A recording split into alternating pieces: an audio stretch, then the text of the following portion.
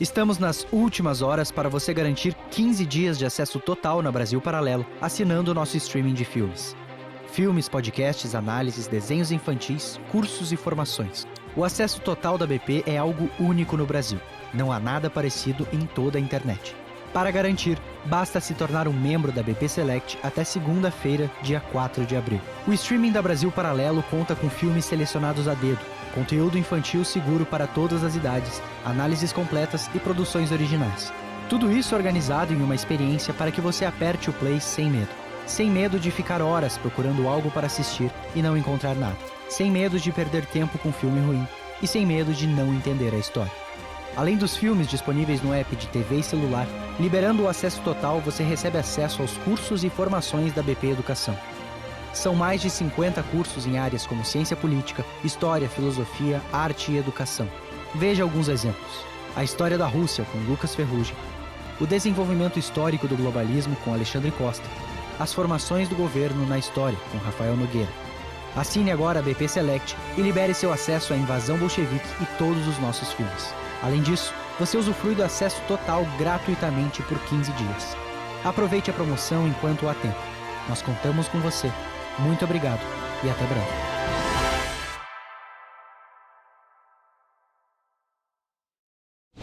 O problema do liberal da economia é que, assim, conservadorismo é uma coisa, liberalismo é outra. O liberal coloca a liberdade como esse meio e como norte, o conservador coloca a liberdade como sendo um dos tantos elementos que compõem essa perspectiva conservadora. Então você não pode simplesmente dizer que é liberal na economia, porque senão a sua visão de liberdade conservadora, ela muda. Os pais não entendem que a criança imita os hábitos e aquilo que os pais fazem. Todo mundo acha que basta seguir alguém que admira dessa direita para achar que entende de política. A maior parte dessas pessoas não sabe o que é conservadorismo. Então, onda conservadora não existe, porque não tem nada de conservadorismo nessa onda.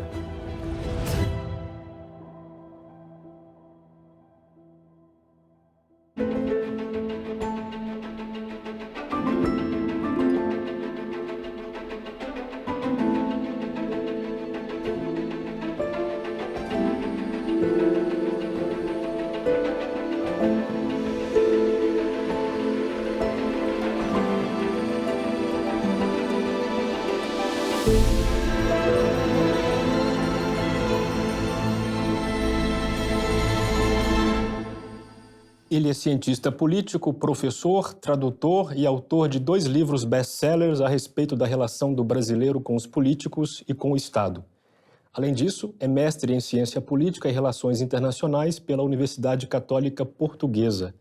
Como conservador, ele não acredita muito nem no governo, nem no potencial que o Estado tem ou teria para resolver nossas questões mais complexas. E baseado em seus estudos e em suas ideias, tem feito um trabalho intelectual e pedagógico de divulgação dos princípios conservadores no país. Eu sou Bruno Magalhães e recebo hoje no Contraponto o meu xará, Bruno Garchag. Bruno, tudo bem? Tudo bem, obrigado pelo convite. Bruno, na entrevista que você fez com Roger Scruton em 2015, grande privilégio que você teve, ele disse logo no começo, você perguntou por que ele estava escrevendo um segundo livro, ou mais um livro sobre conservadorismo. Ele disse que era preciso falar, mais uma vez, de um modo diferente sobre os princípios conservadores, para que para as novas gerações isso não parecesse como uma filosofia antiga, algo não aplicável. Você acha que os conservadores brasileiros têm conseguido fazer isso com o conservadorismo no Brasil? Dessa forma que o Scruton fazia, não, porque aqui é tudo muito novo, considerando essa tentativa mais ou menos desorganizada de restauração da nossa própria tradição. E aí, enfim, nós temos uma série de problemas. No caso do Scruton, ele tem uma tradição estabelecida sobre a qual ele podia escrever. Ele tinha um legado intelectual, um legado histórico, um legado político, tudo isso facilitava a vida dele como um conservador britânico. Então, o simples fato dele ratificar essa tradição de uma forma talvez diferente dos outros autores. O que é que eu quero dizer com isso? O Scruton fazia uma coisa que os outros autores da tradição conservadora britânica se negavam um pouco a fazer, que era definir o que era o conservadorismo e definir o que era ser conservador. Ele, inclusive, colocava isso nos próprios títulos para que isso ficasse muito claro, né? Embora o Scruton também fazia o que os outros conservadores faziam, que não era definir, era uma recusa de definir o conservadorismo ou ser conservador numa frase, num parágrafo, mas aquilo estava diluído nos elementos conservadores que ele descrevia no livro com base nessa tradição. No caso do Brasil, nós temos uma dificuldade, porque nós tivemos uma tradição conservadora no século XIX, uma tradição política, uma tradição intelectual que foi golpeada de morte quando do golpe militar republicano em 15 de novembro de 1889. E essa tradição foi golpeada de morte e, enfim, ela foi destruída do ponto de vista intelectual e do ponto de vista político. E de uns anos para cá, você tem algumas pessoas fazendo trabalhos individuais, então você não tem um movimento, não tem nada organizado, articulado, para conhecer primeiro essa tradição e restaurá-la, obviamente atualizando devidamente aquilo que precisa ser atualizado, né? Então, esse trabalho é um pouco mais difícil no caso do conservador brasileiro do que aquele do Scruton, mas de qualquer forma é um trabalho que precisa ser feito, ou seja, apresentar que tradição era essa, quais eram os elementos que constituíam essa tradição tanto intelectual quanto política e modificar o que tem que ser modificado. A gente não pode simplesmente pegar essa tradição e transplantá-la para 2022. Esse é um desafio que eu assumi, uma responsabilidade que eu assumi anos atrás e algumas outras pessoas têm feito esse trabalho também. Bom, as pesquisas indicam que o brasileiro médio é conservador, né? As opiniões sobre os temas mais complexos e polêmicos indicam que nós somos conservadores em geral. Mas a estrutura do Estado parece que não corresponde muito a isso, né? A estrutura e a atividade estatal. Como é que pode haver esse desajuste, hein? Bom, primeiro, essas pesquisas, quando você vai olhar as perguntas que eram feitas, basicamente essas perguntas focam em temas morais, aborto, drogas, etc, etc. A resposta a essas perguntas não define, as respostas não definem alguém como sendo conservador, baseado na nossa própria tradição conservadora do século XIX. Então, dimensões como o ceticismo político, como o organicismo, como uma perspectiva conservadora a respeito da liberdade, dos fenômenos sociais, da organização do Estado. Segurança pública. Segurança pública, tudo isso está completamente fora dessas pesquisas. Então, se você pegar um evangélico, você pegar um católico, você pegar alguém de uma religião cristã, elas, não sendo conservadoras, talvez tenham a mesma resposta. Eu acredito que tenham. Então você não consegue identificar com base nessas perguntas se alguém é conservador ou não. Porque alguém pode muito bem se declarar contra o aborto, contra isso, contra aquilo, etc, etc. E quando você vai perguntar a respeito de questões políticas, essa pessoa votaria num partido revolucionário, num partido socialista marxista, que destruiria todos aqueles valores ou princípios e elementos que constituiriam um pensamento conservador. Então, essas pesquisas não demonstram nada. Eu sei que a orientação dessas pesquisas foi no sentido de tentar identificar se o brasileiro era conservador ou não, mas as pessoas que fizeram essa pesquisa e formularam essas perguntas não sabem o que é o conservadorismo. Não sabem o conservadorismo estrangeiro, não sabem qual é o nosso conservadorismo, essa tradição. Portanto, não dá para basear essas respostas para afirmar que o brasileiro médio é conservador. Era preciso fazer um outro tipo de pesquisa, essa pesquisa não existe. Elas geraram uma falsa ideia, então? Completamente. E essas pesquisas foram apresentadas como sendo o retrato de que o brasileiro médio seria conservador, mas as pesquisas são inadequadas. Então, e você tem um palpite sobre esse assunto? Pela sua experiência, conhecimento? Isso é muito difícil, porque qualquer palpite, qualquer opinião que eu der, ela vai estar restrita, limitada ao meu microcosmo de convivência. O meu microcosmo de convivência é um microcosmo muito plural. Então, eu convivo com pessoas completamente diferentes, enfim, em termos sociais, em termos políticos, em termos econômicos, em termos de formação. Quer dizer, amigos que eu tenho de infância, amigos queridos que eu tenho de adolescência, até da vida adulta, amigos que moravam em periferia, em algumas periferias que eu morei, em lugares diferentes do Brasil, que são meus amigos até hoje, lugares que eu volto até hoje. Enfim, são pessoas de fora dessa minha realidade. Ao mesmo tempo, eu tenho amigos, colegas que são do mundo acadêmico, do mundo intelectual. Se eu tentasse coletar opiniões, né, desses microcosmos, desse grande microcosmo que eu convivo diariamente, eu não teria uma resposta para dar, porque, no fundo, até se eu localizar indivíduos diferentes nesses ambientes, são visões muito distintas. Então, eu não arriscaria. Seria preciso fazer uma pesquisa e até colocar questões assim que tornasse possível até apontar essas contradições que eu mencionei há pouco. Ou seja, se nas questões morais essas pessoas poderiam ser localizadas no campo conservador e não só, poderia ser localizado também no campo tradicionalista / reacionário. Então, nós não estamos falando só de uma dimensão conservadora no posicionamento moral. E, ao mesmo tempo, poderiam ser feitas perguntas nesse âmbito e também no âmbito político, para medir o grau de confiança nas instituições, o grau de confiança nos próprios políticos e a forma como entendem a política e essa relação do indivíduo com o poder. Eu não arriscaria uma resposta com base nessa pluralidade que eu vivo, né? Mas eu tenho certeza que essas pesquisas que tentaram ser feitas para demonstrar que o brasileiro médio é conservador, eu não acho que essas pesquisas mostrem isso, porque essas perguntas estão erradas. É possível dizer que existe uma visão conservadora sobre o fenômeno da miséria econômica? Também não. Assim, na média, você está falando? Os autores conservadores, eles tratam desse fenômeno da miséria econômica? Assim, a gente está indo para os autores conservadores, né? Os mais recentes, sim, até porque tem muitos fenômenos sociais e econômicos, desafios que se impuseram na vida da sociedade, que autores do passado não se preocupavam com isso, ou a realidade era muito distinta, né? A própria organização do Estado, os próprios serviços e responsabilidades que os estados do passado, que as organizações políticas tinham, eram bastante distintas do que nós temos hoje, né? Mas o próprio Scruton, que você citou, era um autor que tinha uma visão a respeito do progresso econômico, do desenvolvimento econômico, como sendo um dos elementos-chave para poder vencer a pobreza, por exemplo, né? Ao mesmo tempo que existe uma separação interessante, né?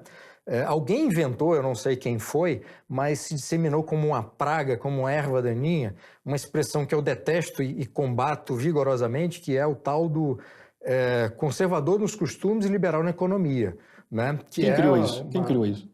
Eu não sei, enfim, mas o sujeito foi bom na frase, porque a frase pegou igual aquelas músicas dos anos 80, que entravam na rádio e você não conseguia esquecer a porcaria do refrão, né? Mas, de qualquer forma, é uma frase muito equivocada. Primeiro, porque você falar em conservadorismo de costumes, sem dizer que costumes são esses, você não está definindo exatamente o que aquilo é. E nenhum conservador, porque está vinculado ao presente, vai cair no erro de dizer, não, eu defendo todos os costumes. Isso é um contrassenso. Isso é uma posição anticonservadora. Porque o conservador, ele vive o presente, ele está vinculado ao presente e olha para o passado como um sábio conselheiro. Olhando para o passado como um sábio conselheiro, ele vai ver exatamente o que deu certo, o que não deu certo, para pegar aquilo que resistiu aos testes do tempo no presente, aprimorar, e aquilo que não é positivo, mas que também sobreviveu aos testes do tempo, eliminar ou reformar, se for possível de reformar. Então ele não vai conservar todos os costumes, porque tem costumes que são específicos de uma época. Eu nem vou dizer que são explicados ou justificados pela época, não é essa a discussão, mas são costumes específicos de uma época. Com os olhos do presente, a gente pode julgar se esse costume era certo ou não. Costumes que conservadores do século XIX, do século XVIII, defendiam, às vezes até como sendo costumes conservadores.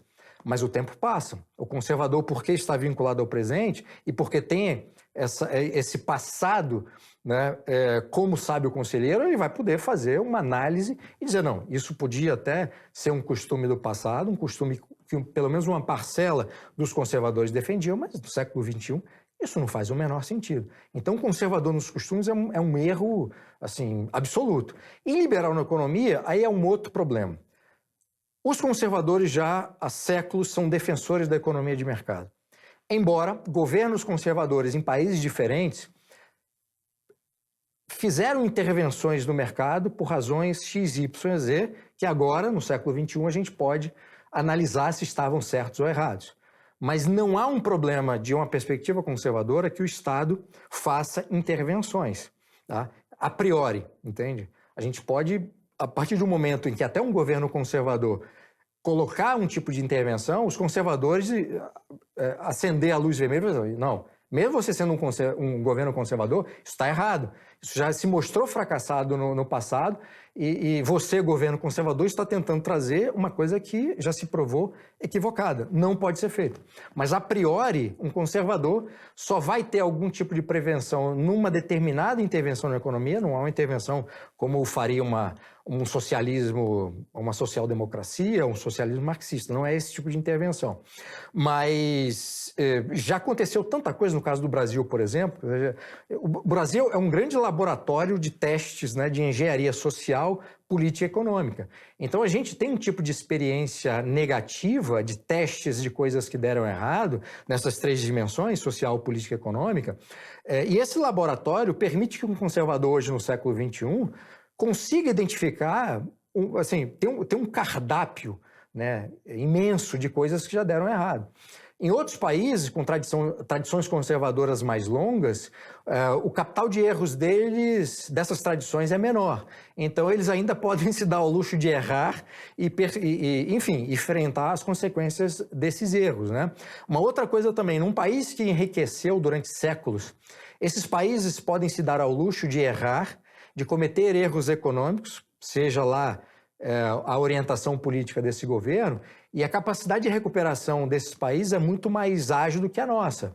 A gente, além de ter errado, a gente não enriqueceu durante séculos. A gente não teve essa grande experiência de uma liberdade de mercado que outros países tiveram. Eu não lembro exatamente quem falou isso, algum economista brasileiro, enfim, não vou lembrar, mas alguém que disse uma frase muito interessante. O Brasil criou um estado de bem-estar social antes de ter a liberdade de mercado que outros países que criaram estados de bem-estar social, como a Inglaterra, tiveram. Então, a gente começou a ter um estado gastador antes de ter uma sociedade próspera, né? Mas, enfim, o problema do liberal da economia é que, assim, conservadorismo é uma coisa, liberalismo é outra. Quando você diz liberal na economia, você necessariamente está assumindo toda a perspectiva liberal na economia. E a visão de liberdade de um conservador é distinta da visão de liberdade de um liberal. Então, você não pode simplesmente dizer que é liberal na economia, porque senão a sua visão de liberdade conservadora ela muda para ser aplicada num determinado segmento. E isso também não existe, isso é um contrassenso. Então, eu prefiro, embora eu saiba que conservadores americanos e britânicos usem essa expressão liberal na economia. Existem autores que usam essa expressão, mas eu não gosto. Eu não gosto, não uso e incentivo os outros a não usarem aqui no Brasil, porque eu acho que é um uso inadequado do termo. Um conservador pode defender uma economia de mercado, pode defender liberdade de mercado, mas quando usa o liberal na economia, ele assume todo o pacote liberal para olhar o fenômeno econômico e para agir politicamente na economia. E isso eu acho que é um erro.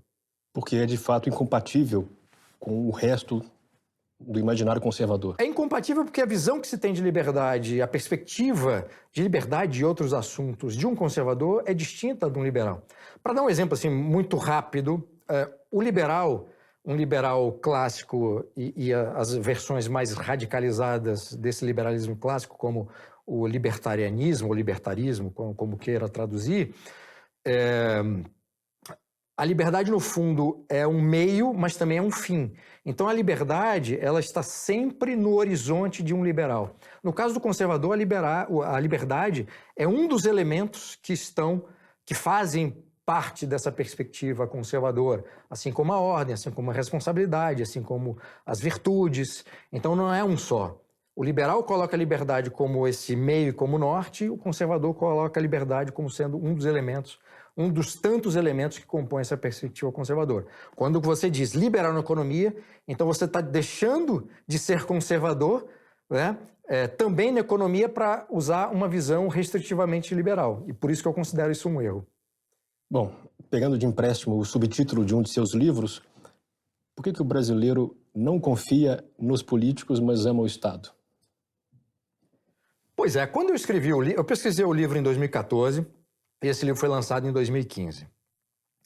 Eu me baseei para criar esse subtítulo em duas pesquisas que estavam sendo feitas há alguns anos, que mostravam o grau de confiança e o grau de desconfiança dos brasileiros em relação a determinadas instituições. Governo, polícia, igreja, etc, etc. Essas pesquisas, eu usei duas que eram as mais recentes, que tinham sido publicadas em 2014, mostravam que o grau de desconfiança nos políticos era muito alto e o grau de confiança em algumas instituições era alto. O que era uma coisa muito esquisita, porque ao mesmo tempo que não confiava nos políticos que constituíam, que fazem parte dessas instituições, de algumas instituições políticas, esse mesmo brasileiro, ou aquela maioria pesquisada, achava que bastava haver uma instituição que, baseado na Constituição, oferecia determinados serviços, que o fato de haver isso, haver essa promessa, isso seria realizado. Essa conta não fechava. E talvez essa conta não fechava porque o nosso ensino de matemática é muito ruim e lógica não existe, né? Até nas faculdades de Direito, o ensino de lógica é muito ruim. Mas, de qualquer forma, assim, era como se houvesse na cabeça de nós brasileiros uma dissociação entre as instituições e os homens que compõem essas instituições. Então você conversava com uma pessoa e perguntava assim: o que você acha de políticos de forma geral? O que você acha do político fulano de tal? Enfim, a quantidade de desilusão, impropérios, xingamentos que essa pessoa direcionaria a esses políticos, enfim, o cardápio seria enorme. Ao mesmo tempo, se falasse assim, bom, mas o que você acha do governo controlar, sei lá, a moeda? O governo fazer isso, aquilo na saúde, o governo controlar o ensino, etc, etc. Essa pessoa imediatamente esquecia aquilo, né, e passava a ter uma expectativa, uma esperança de que as instituições poderiam realizar essas promessas, né? E essa dissociação, eu tento mostrar pelo meu livro que foi um longo processo de criação de uma cultura política, de uma mentalidade estatista e de dependência em relação ao Estado, criado por uma política intervencionista. Então, se a gente tem uma tradição de governos intervencionistas dizendo que vão melhorar a vida das pessoas, que vão prover ensino, saúde, habitação, etc, etc, etc, as pessoas passaram a acreditar. E passaram a acreditar por quê? Porque esse mesmo governo que promete, ele atrapalha as pessoas de prosperarem. Então, a economia brasileira, historicamente, ela está sempre refém de decisões políticas. Ela está sempre refém da burocracia, da legislação, das intervenções várias, intervenções de baixa qualidade, intervenções por meio de burocracia, de normas, de tributação. E aí, como esse brasileiro é atrapalhado de todas as formas e não consegue sequer ter um salário maior, porque a própria CLT, a própria Constituição, enfim, você tem um conjunto de normas que atrapalha do ponto de vista institucional que o empregador aumente o salário, porque isso significa dobrar o custo de pagamento para o Estado se oferece como esse agente protetor, esse agente de promessas e também, aí é uma coisa mais grave ainda para quem obviamente vai por esse caminho. Ele se apresenta como o melhor empregador para várias áreas.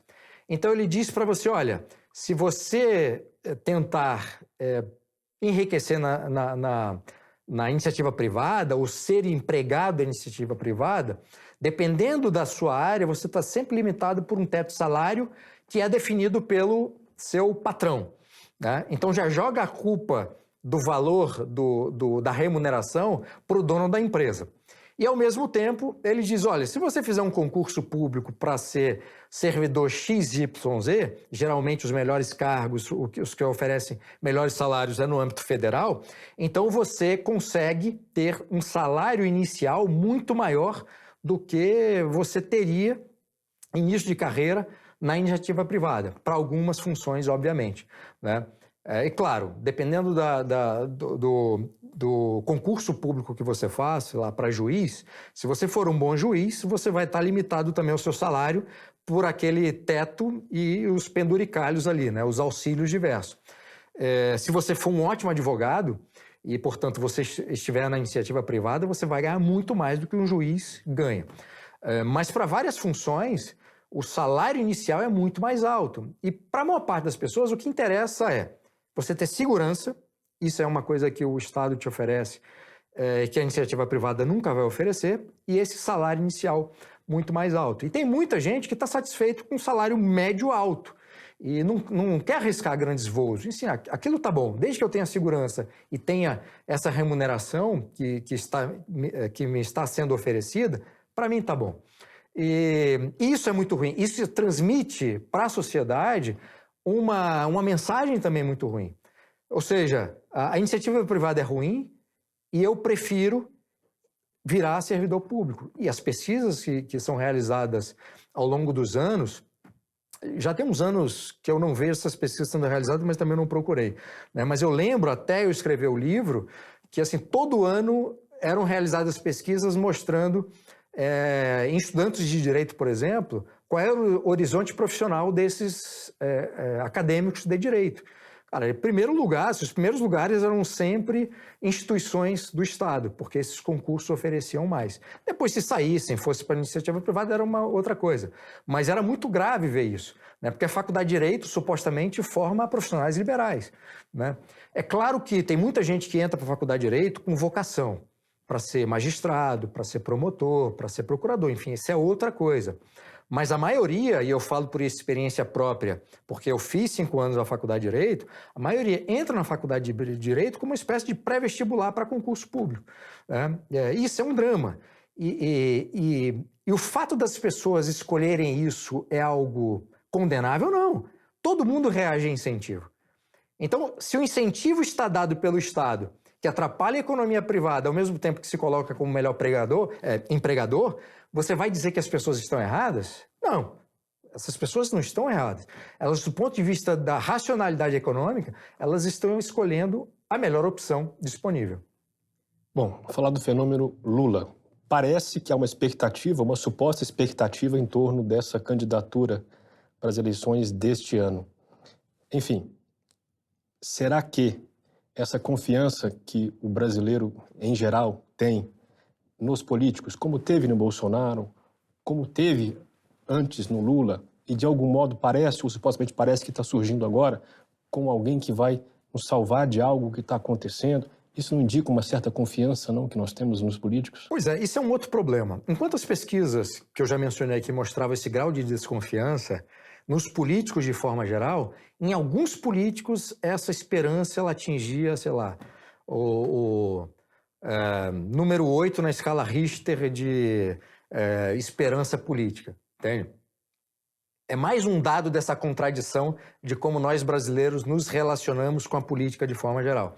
Porque determinados fenômenos de políticos populistas, como o Lula, como o Bolsonaro, como tantos outros que já tiveram na nossa história, então as pessoas também esquecem que essas figuras são políticos. Então, os políticos na cabeça dessas pessoas são o vereador, o prefeito, o deputado estadual, o governador, os deputados federais, às vezes o senador, mas não o presidente que elas depositam essa esperança. E que é uma coisa também curiosa, mas explicada pelo fato de que a nossa cultura política, em termos de conhecimento básico, é muito ruim. Por que eu digo isso? Porque as pessoas, ao depositarem essa expectativa grande num presidente, desconhecem completamente como funciona o nosso sistema político. O presidente não pode tudo. O presidente tem os poderes definidos pela Constituição. O presidente tem bastante poder, mas o presidente não faz leis. Até tenta, né? Essa coisa do decreto é muito usado por todos os presidentes, desde que isso foi instituído. Essa possibilidade foi instituída e fica aquela pressão, né? O presidente assina um decreto, joga a bola para o Congresso, e o Congresso vai transformar aquilo em lei ou não, E aí o presidente, enfim, não estou falando faz só desse. menção às MPs, na medida provisória. Desculpa, falei em decreto, não, medida provisória. As medidas provisórias se transformaram numa... Eu estava com um negócio de decreto-lei do regime militar na cabeça, mas medidas provisórias. As medidas provisórias vêm sendo usadas por vários presidentes como uma forma de até pressionar o Congresso, como uma forma de tentar resolver um problema de forma mais célere, mas também uma maneira de pressionar o Congresso dizendo para a população o seguinte: olha, eu fiz o que me cabe, eu fiz o que eu posso fazer, agora a responsabilidade está com o Congresso. E depois que o Congresso não aprova aquilo, aí o presidente pode vir a público e dizer: olha, eu tentei, fiz e o Congresso não aprovou. Então fica uma relação muito esquisita. De qualquer maneira, o que as pessoas não entendem é que existe um Congresso. E o presidente não pode tudo se o Congresso não for... Se esse presidente não tiver uma base forte no Congresso, ou se esse presidente não souber fazer política. E aí eu nem estou dizendo isso aqui, o que é tradicional da política brasileira, que é o presidente usar todas as formas possíveis para jogar o jogo da corrupção. Porque há uma maneira de você usar legalmente os instrumentos, e eu acho que os instrumentos disponíveis nem deveriam estar, porque cria uma relação muito ruim entre presidente e Congresso Nacional, essa coisa de emendas. Emenda parlamentar. Enfim, eu não sei por que essa cargos, prerrogativa do cargos presidente. também, não? Distribuição de cargos, enfim, você tem uma série de elementos que transformam essa relação numa relação politicamente muito ruim. E aí ou faz com que o presidente se torne refém do Congresso, ou faz com que deputados específicos se tornem refém do presidente. Isso cria uma armadilha muito grande para os dois e, por extensão, para o próprio sistema político, e quem sofre as consequências desse problema somos nós, sociedade brasileira. Mas dito isto, o presidente tem instrumentos legais para usar e para fazer essa relação com o Congresso, mas também pode usar esses instrumentos legais para... de forma ilegal, de forma corrupta. E o que a gente vê são essas duas coisas acontecendo e sendo utilizados por presidentes distintos. Tá? Então, o que eu acho, né, aí voltando ao ponto inicial que eu acabei divagando muito aqui, é que as pessoas, ao depositarem muita expectativa num presidente, desconhecem a forma como isso funciona. Acham que basta eleger um presidente, que o Congresso não vai atrapalhar, que o presidente não precisa fazer política, que o presidente basta assinar uma medida provisória, ou até, eu acho que até tem muita gente que acha que o presidente pode legislar. Pode, ou seja, impor a sua vontade sobre o Congresso e sem qualquer tipo de oposição. Tá? E esse desconhecimento faz com que essa fé exagerada num presidente acabe criando uma outra coisa ruim em termos de entendimento do sistema e até de votação. Porque quando você tem um presidente ruim, o Congresso se torna um obstáculo a esse presidente ruim. Quando você tem um presidente bom e que sabe fazer política, esse Congresso pode ser um aliado. Um outro problema que nós temos que é o sistema eleitoral. O sistema eleitoral nosso para a eleição do legislativo, em razão do coeficiente eleitoral e o coeficiente partidário, você tem uma coisa extraordinária, que a maioria do Congresso não foi eleita pelos votos próprios. Então, esse Congresso, o atual, como os passados, a maior parte dessas pessoas foi eleita com voto do puxador de voto, em razão do coeficiente eleitoral e coligação, e voto do partido. Então, você tem um pequeno grupo que é eleito porque, enfim, foi muito votado, todo o resto foi puxado por esses dois coeficientes. Que tipo de representatividade nós temos no país se a maioria é eleita não pela escolha do eleitor, mas em razão de um sistema eleitoral? Isso não existe. Então, quando se fala em democracia no Brasil, me dá vontade de rir, né? Porque o próprio sistema representativo, ele com esse modelo, ele não é verdadeiro. Eu não gosto desse sistema eleitoral. Eu acho o sistema eleitoral o mais adequado para o Brasil, o tamanho que a gente tem, com as singularidades que nós temos, é o voto distrital puro. E eu também não gosto desse modelo presidencialista republicano, porque foi uma importação artificial do modelo americano, imposto de forma autoritária depois do golpe militar do 15 de novembro de 1889. E a nossa república, talvez muita gente não saiba, e parte da nossa audiência também não saiba, esse golpe derruba a monarquia, institui uma república autoritária E os 2 primeiros governos, do Deodoro da Fonseca e principalmente do Floriano Peixoto, foram 2 ditaduras. Então, nossa república presidencialista ela nunca começa democrática, ela começa com 2 ditaduras. E a nossa história do presidencialismo republicano é uma história de turbulência, de crise, de golpe, de mudança de Constituição. Com 100 e tantos anos de república, você ter 6 constituições, é um negócio extraordinário. E aqui nós temos também uma outra coisa extraordinária, não estou dizendo que é exclusividade brasileira, mas que é um fenômeno curioso, dado o tempo histórico tão curto, é que cada autoritário que chegou ao poder quis ter uma Constituição para chamar de sua. Foi assim com Vargas, foi assim com o regime militar. Quer dizer, você tem um regime autoritário ou você tem uma figura autoritária. No caso do Vargas era um autocrata, no caso do regime militar você tinha um grupo de autocratas autoritários. Cada um desses grupos quiseram ter uma Constituição para chamar de sua, para fazer uma espécie de justificativa jurídica para legitimar o próprio regime. Isso é um negócio extraordinário, mas a história do nosso presidencialismo republicano é uma história de instabilidade, de golpes militares, de desequilíbrio, desarmonia, assim, como a gente chegou até agora com esse tipo de problema e com esse tipo de discussão antiga, por conta disso. Que modelo você acha que seria adequado para nós? Olha, eu sou declaradamente um monarquista, então isso não é uma novidade que eu estou dizendo aqui. Eu acho que, considerando a nossa própria história de todo o Brasil português e os nossos 2 reinados, o primeiro e o segundo reinado, nossa experiência monárquica se estende de 1500 a 1889.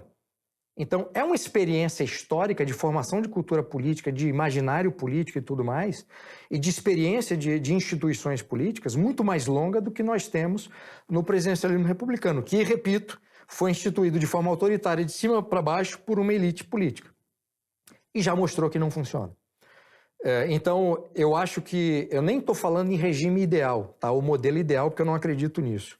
Eu acho que seria um modelo mais adequado. Você ter uma monarquia e você ter um parlamento funcionando. Então, você teria um gabinete de ministros, para usar a terminologia ou vocabulário do século XIX, mas o que seria hoje o equivalente ao primeiro-ministro, ao seu governo, né, com os seus ministros, mas o ministro, o primeiro-ministro, ou o presidente do gabinete, enfim, não sei qual nome seria escolhido se a restauração fosse feita, mas seria um membro do parlamento, ou seja, seria um parlamentarismo. O partido que vencesse, conquistasse a maior parte das cadeiras, teria o direito constitucional de indicar o seu líder para ser o primeiro-ministro, e esse líder seria aprovado ou não pelo imperador. Então, o modelo eu acho que é esse.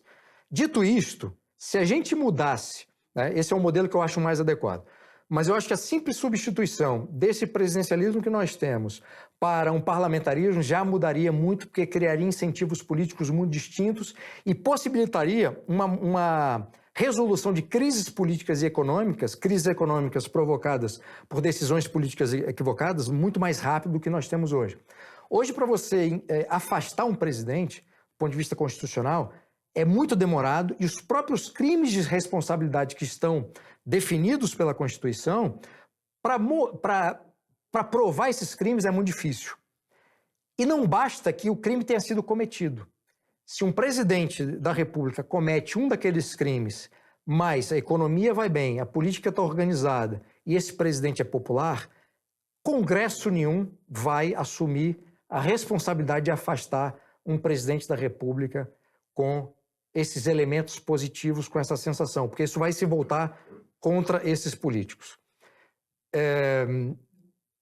Os impeachments que aconteceram na história do Brasil, os mais recentes, Collor e Dilma, só aconteceram porque eles perderam o apoio político e perderam, por razões diversas, o apoio popular. Se isso não tivesse acontecido, tanto Collor quanto a Dilma teriam terminado seus mandatos. Você costuma falar de uma elite natural. ou vocacionada a exercer a política ou a influenciar a política de algum modo. Essa elite natural, ela é compatível com a República? Quem seria essa elite natural no Brasil hoje? Essa sua segunda pergunta eu não conseguiria responder.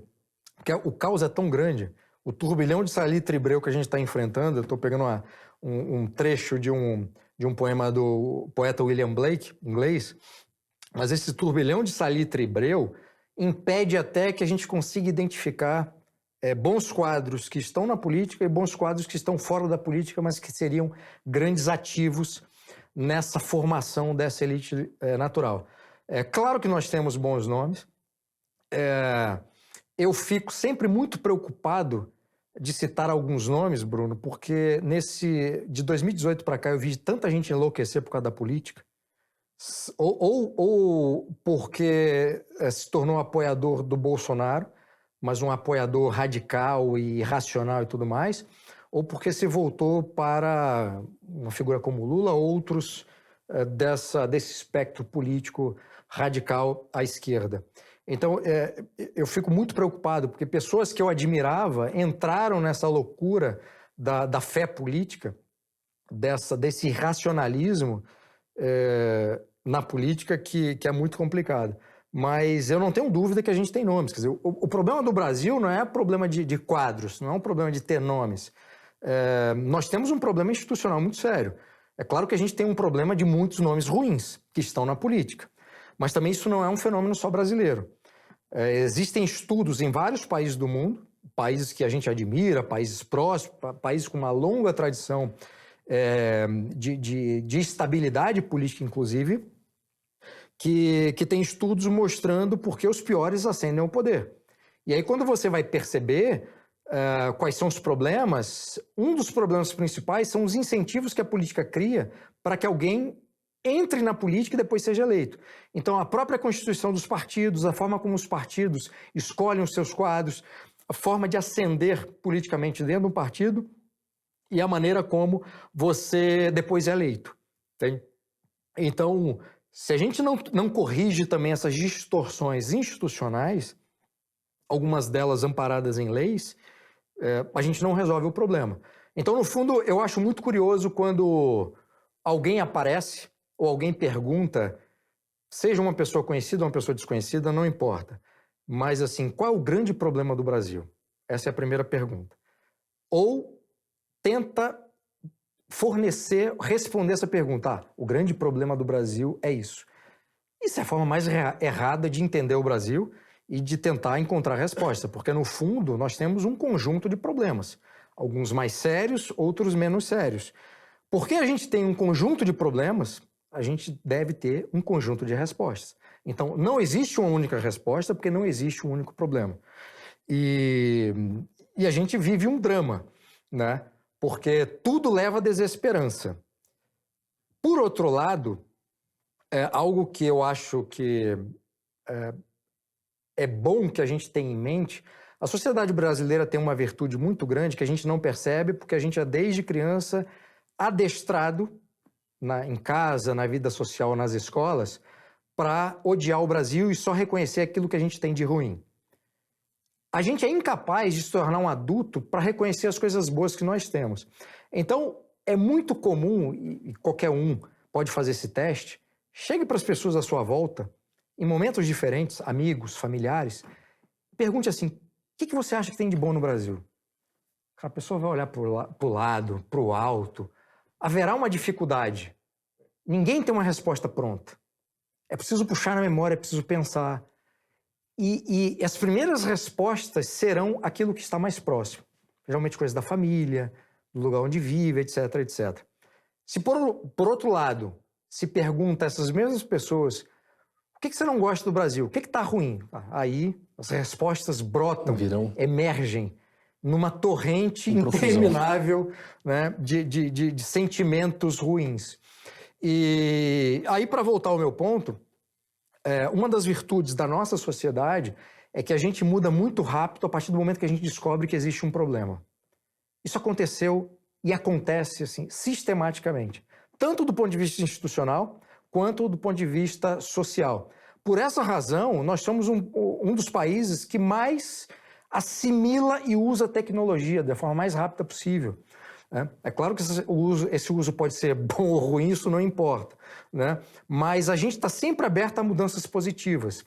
Para dar um exemplo institucional, em 2018 foi feita uma mini reforma trabalhista, que não foi a reforma necessária, nem digo a ideal, não foi a reforma necessária, mas mudou coisas bastante importantes e coisas que já começaram a produzir efeito. A reforma entrou em vigor, salvo engano, em dezembro de 2018. Em janeiro, fevereiro, quando voltou do recesso do judiciário, já começou a produzir efeitos positivos no âmbito das relações trabalhistas entre empregador e empregado e a forma como muitos empregados ou empregadores utilizavam a justiça do trabalho, de forma equivocada, obviamente. Mudou muito rápido porque os incentivos foram alterados do ponto de vista legal. Então, assim, a nossa capacidade de se adaptar a coisas negativas também é algo positivo, desde que essa adaptação não leve a uma letargia. Sabe? Então, assim, ao mesmo tempo que a nossa capacidade adaptativa é algo a ser celebrado, por outro lado, se demora muito a mudar aquele problema a ser corrigido, essa capacidade de adaptação leva a um sentimento de pessimismo e de aceitação resignada. Então, é assim mesmo, vamos aceitar aqui, enfim. Mas é tão verdade como a gente muda rápido para melhor, que o Brasil dos anos 80, e muita gente que vai ver essa nossa conversa aqui, são pessoas nascidas nos anos 90, nos anos 2000, essas pessoas que não viveram nos anos 80, como eu acho que é o nosso caso, não fazem ideia do que era o Brasil da década de 80. Assim, parece um filme de terror. Por mais que nós tenhamos, como eu tenho, lembranças maravilhosas de família, de amigos, lembranças pessoais de tudo, né, o que cada um de nós viveu daqueles anos 80, do ponto de vista político, institucional e econômico, o Brasil era uma desgraça completa. Então, todas as vezes que eu analiso o que nós estamos vivendo hoje, daquilo que é negativo, daquilo que é positivo, o meu parâmetro é aquilo que eu conheço, que era o Brasil dos anos 80. Não chegava a nada. Tecnologia aqui não entrava porque havia uma lei de proteção informática, por exemplo, para beneficiar, não sei se serão 4 ou 5 empresas brasileiras, fazer uma reserva de mercado sob a justificativa de desenvolver a indústria de computação nacional. Quer dizer, atrasou o nosso desenvolvimento tecnológico e econômico, sei lá em quantas décadas, por conta disso. Uma lei passada durante o regime militar, que foi alterada pelo governo Collor de Mello, né? E no Brasil a gente tem um festival também de contradições, cara, extraordinárias. O Gilberto Freire tinha uma expressão, que eu não lembro se é conciliação das contradições ou conciliação de ambiguidades, porque o Paulo Mercadante também tinha uma expressão que era parecida, eu sempre confundo qual é uma, qual é outra. Mas digamos que assim, conciliação de ambiguidades. Aqui no Brasil acontecem umas coisas que assim, dificilmente acontecerá em outros países, né? Você teve um governo como o Collor, que foi aquela tragédia, aquela desgraça completa, confisco, não sei o quê, aquilo, um negócio tenebroso, que não foi estudado ainda, a nova geração não sabe o que foi aquilo. A quantidade de gente que se matou, se suicidou porque não tinha dinheiro, não tinha como pagar as pessoas. E o Collor está solto. A ministra da Economia está solta, morando nos Estados Unidos. Isso é um negócio inacreditável. Esse mesmo presidente, desse mesmo governo, abriu o Brasil, mudou essa lei que existia junto com o Congresso e portanto, assim, os nossos governos também, se você vai analisar as coisas que aconteceram, tem contradições, assim, gritantes. Mas, enfim, tudo para dizer que nós temos coisas muito boas no Brasil, nós somos um povo muito criativo, mas não essa coisa de criatividade malandra, não é isso. Quando você vai ver do ponto de vista tecnológico, está sendo criado no Brasil hoje, do ponto de vista jurídico, jurimetria, a forma como a jurimetria tem sido usada no judiciário, na advocacia e no judiciário, cara, tanta coisa interessante, coisa sendo feita na filosofia, na matemática, Enfim, é muita coisa acontecendo, mas a gente não consegue perceber, primeiro, que essas coisas não aparecem, a não ser que você vá futucar. E segundo, a política, ela domina tanto a nossa vida em termos de discussão, que acontece uma coisa que aí é uma coisa muito ruim. A gente tende sempre a confundir o governo de turno com o país. E aí, todas as vezes que eu ouço assim, o Brasil é isso, o Brasil não dá certo, o Brasil está fadado ao fracasso, né? É sempre uma confusão entre o que é o Brasil, ou seja, o que todos nós fazemos individualmente no nosso trabalho, nas nossas vidas pessoais, e aquele governo que de alguma forma está atrapalhando esse Brasil. E isso é uma coisa muito ruim, mas que casa perfeitamente com esse treinamento que nós temos de odiar o Brasil. Então as peças se encaixam.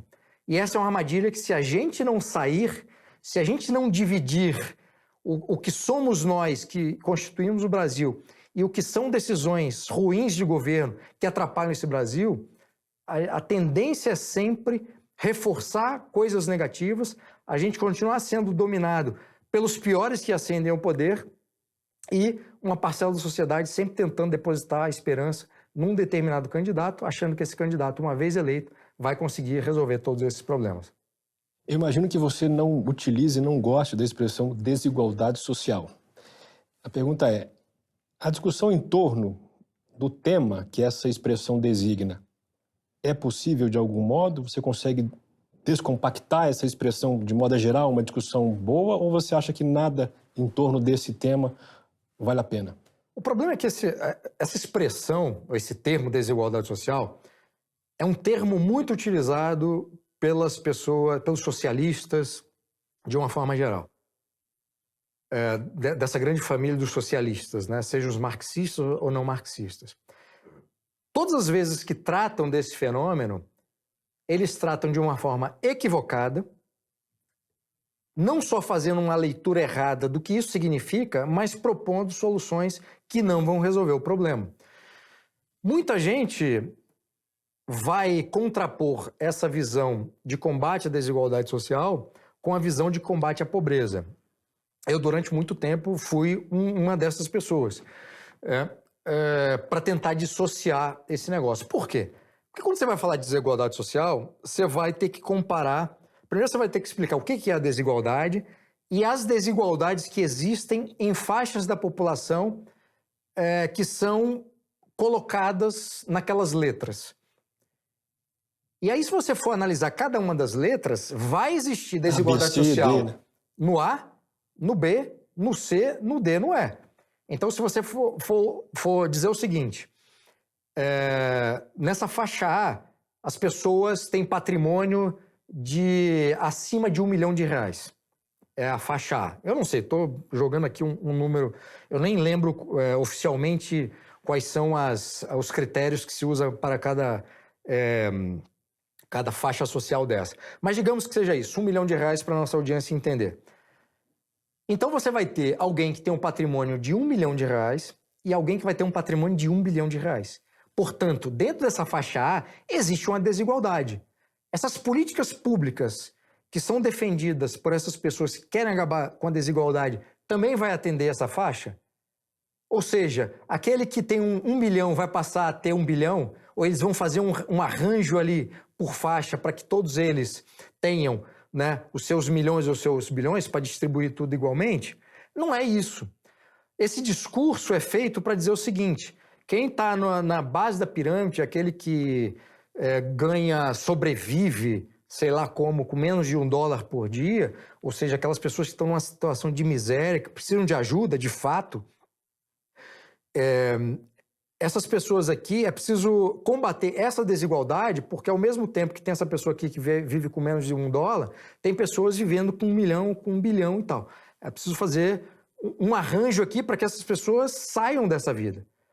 Não há dúvida, do ponto de uma perspectiva pessoal e conservadora, não há dúvida que tem que haver qualquer tipo de medida, seja privada ou estatal, para que essas pessoas não vivam com isso. Não vivam numa situação de miséria, de fome, de morar na rua, de quando tem casa, esgoto a céu aberto, passando ou dentro de casa, ou embaixo de casa, ou na porta de casa. Esse é um problema que tem que ser resolvido. Disso, assim, não há dúvida, sob qualquer perspectiva, enfim, humana, né? Eu estou falando de uma perspectiva conservadora, que é a perspectiva que eu defendo, mas é preciso haver isso. É preciso haver ajuda estatal, é preciso haver projetos privados. É preciso que essas dimensões se complementem para ajudar essas pessoas. Essa é uma conversa que, assim, a única conversa possível para isso é o que vamos fazer para resolver o problema dessas pessoas. É só isso. Não é se é contra ou a favor, não. Porque quem é contra isso, quer dizer, é um bárbaro, né? Quer dizer, é impossível até conversar com uma pessoa como essa.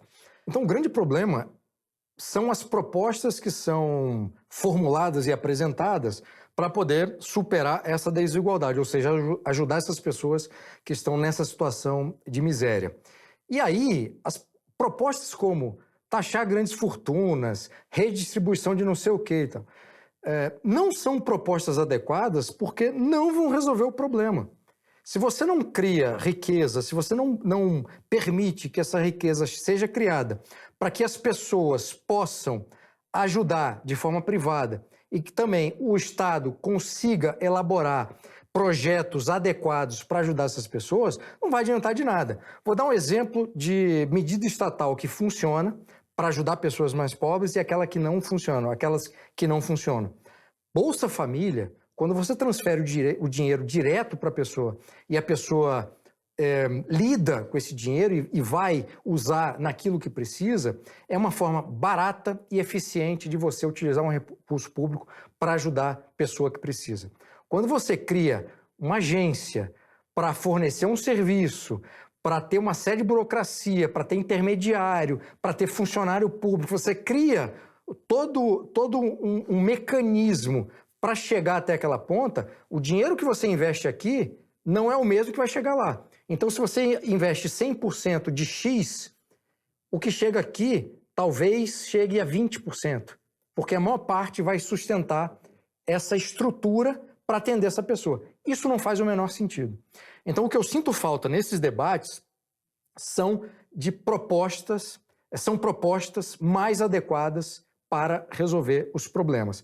E aí, claro, vai entrar o papel do discurso ideológico, da retórica política, da briga política, e no fim das contas, a impressão que me passa e passa para muita gente é que essas pessoas não estão muito preocupadas em resolver o problema. Elas são muito mais preocupadas em fazer política e se colocar politicamente como sendo alternativa para as pessoas, para os eleitores, daquele candidato ou daquele político que defende, pelo menos do ponto de vista retórico, a ajuda a essas pessoas. Eu acho assim, cara, tanta coisa interessante que é criado, tantas soluções, assim, em vários ambientes, mecânica, computação, não sei o quê, e quando chega na formulação de políticas públicas para ajudar pessoas que precisam, essa miséria, essa pobreza de ideias, essas soluções mesquinhas, esse debate político completamente infame, assim, é inacreditável. Então, assim, isso só reforça a minha impressão de que muita gente não quer resolver porcaria nenhuma. Só quer estar ali no embate político para ganhar votos e se manter no poder. Fala um pouco sobre imprensa e jornalismo. Você atuou como jornalista em vários veículos de imprensa, em vários jornais, foi comentarista, enfim. A questão é, algumas emissoras de TV e alguns jornais têm atuado como partidos de oposição ao atual governo. Você acha que isso, até certo ponto, é natural? No Brasil, como está acontecendo hoje, é natural e legítimo? Ou nós já passamos uma linha aí? Bom, eu defendo que os meios de comunicação, seja TV, revista, site, tenham uma posição política definida. Não só editorialmente, que a empresa se coloque como defensora dessas ideias ou desse partido ou desse político especificamente. O que me incomoda é fazer um trabalho ou de apoio ou de oposição disfarçado de jornalismo imparcial, porque isso é mentira. Então não pode uma empresa se dizer imparcial e no atual momento, né, se dizer contra as fake news, fazer um trabalho contra as fake news, ao mesmo tempo que não se posiciona claramente para a sua audiência. Isso eu acho grave. E a tradição da imprensa brasileira, desde quando a imprensa oficialmente ela começa no Brasil, a partir de 1808, quando é liberada a imprensa no Brasil com a chegada de Dom João VI, A história da imprensa brasileira, portanto, a tradição da imprensa brasileira de 1808 até os anos 60, era uma imprensa cujos órgãos de comunicação tinham a sua posição política definida e clara para o seu leitor. Todo jornal ou era claramente defensor de um partido político ou de um determinado projeto político. Isso não era um problema.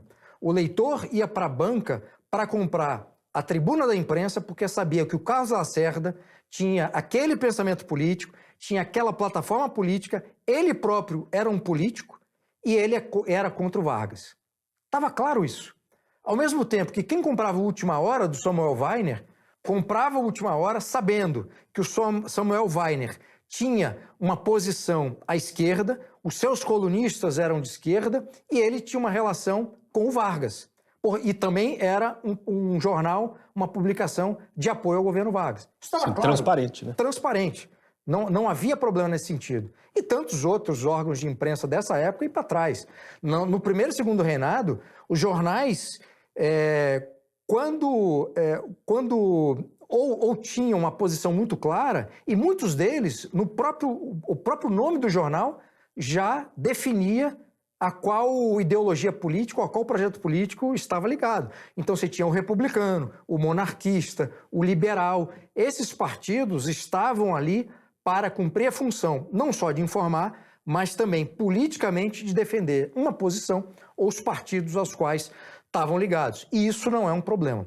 Essa tradição ela começa a terminar no Brasil, pelo menos do ponto de vista, digamos assim, oficial das publicações, acho que a partir dos anos 60, quando a Folha de São Paulo, salvo engano, ela faz uma reestruturação do jornal e começa a trazer para o Brasil a forma de fazer jornalismo que era feita nos Estados Unidos. Até o texto começou a ser alterado, essa coisa de colocar o jornal como sendo um órgão imparcial e tudo mais. Mas quando você vai ver a própria história da Folha e de tantos outras publicações, quando você vai ler, você entende, né? A qual visão política, qual visão de mundo. E isso, repito, não é um problema.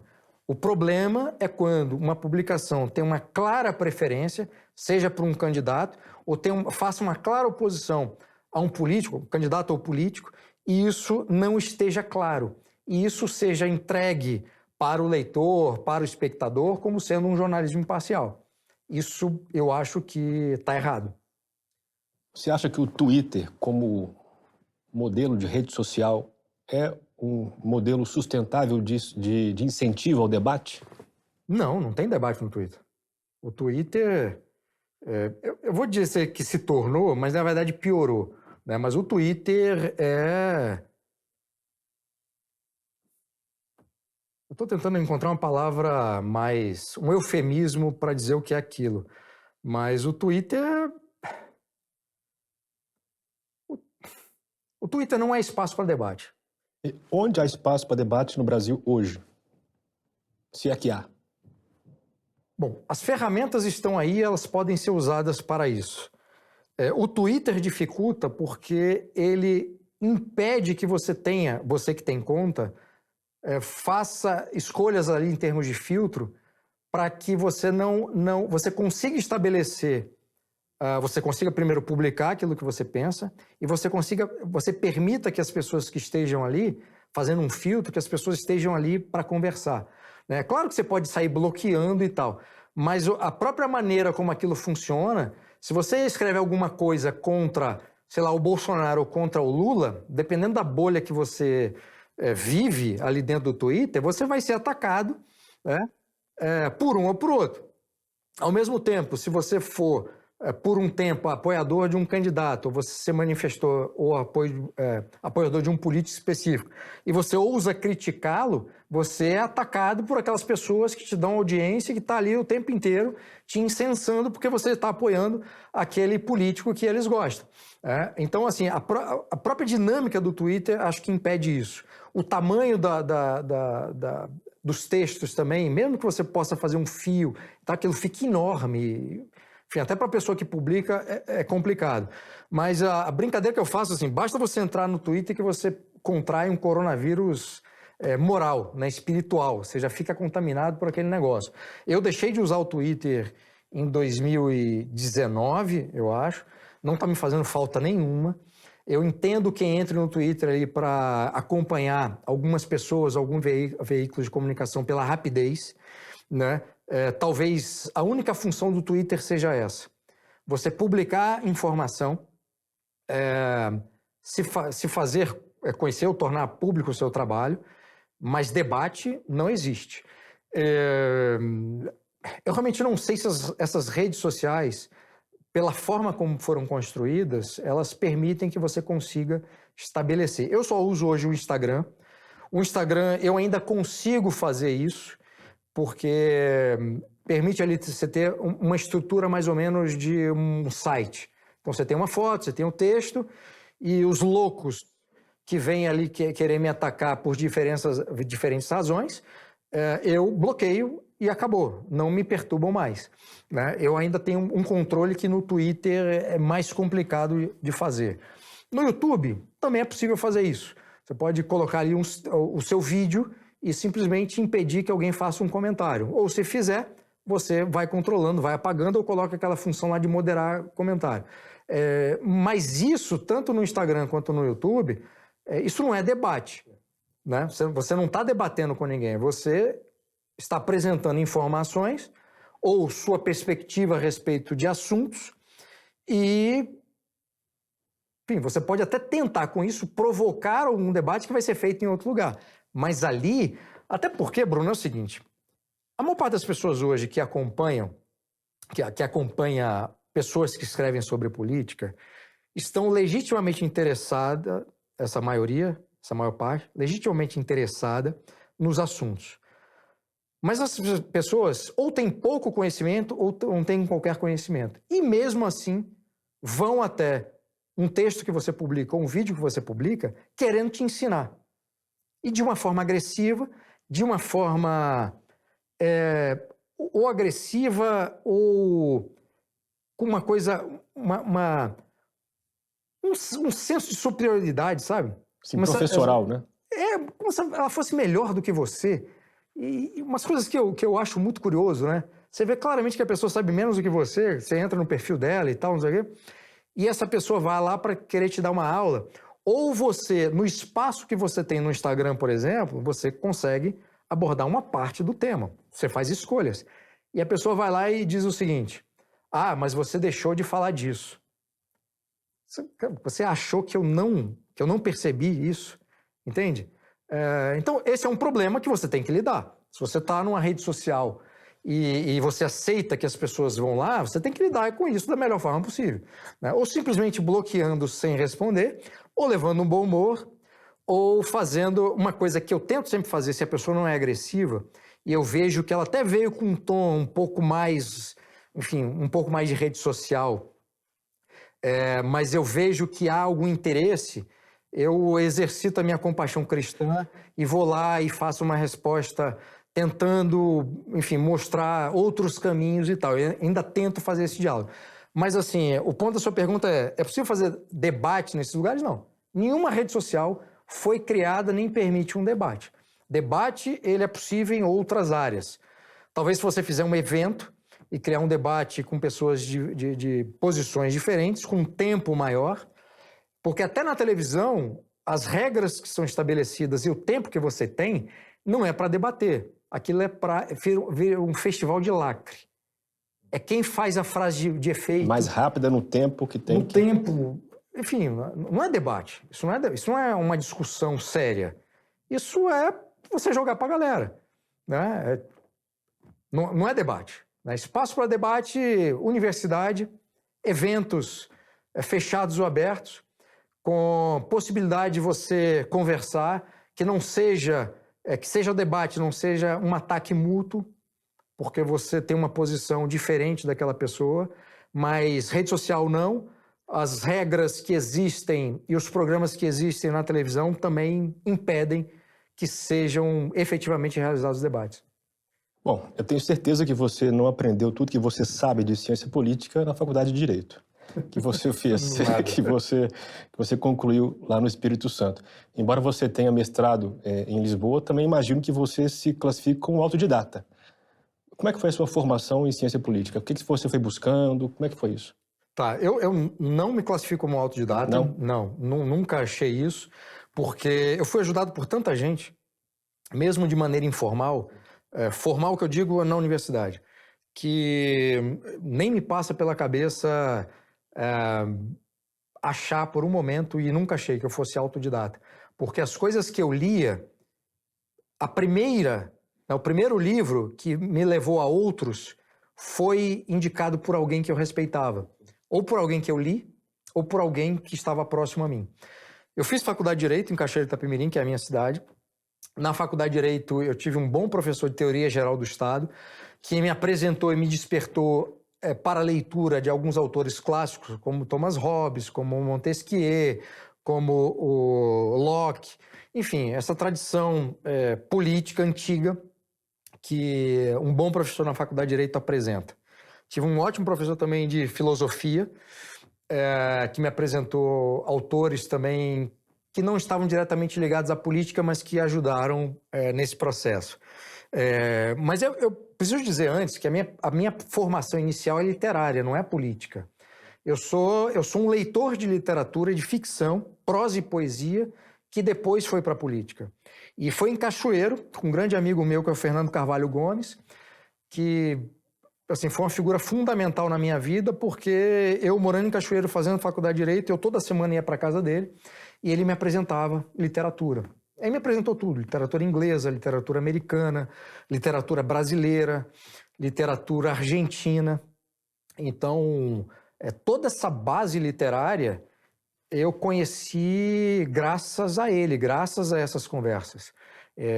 E aí essas leituras me levaram a outras. Me formei em Direito, fui morar no Rio de Janeiro, nessa época eu trabalhava como jornalista, como repórter, e essa virada para se transformar o profissional que eu sou hoje, escrevendo sobre política, falando sobre política, ela começa em 2007, quando eu já com 30 anos, abandono essa carreira de jornalismo, abandono, portanto, toda a minha vida no Brasil e vou para Portugal, para o Instituto de Estudos Políticos da Universidade Católica Portuguesa, em Lisboa, para fazer o mestrado em Ciência Política.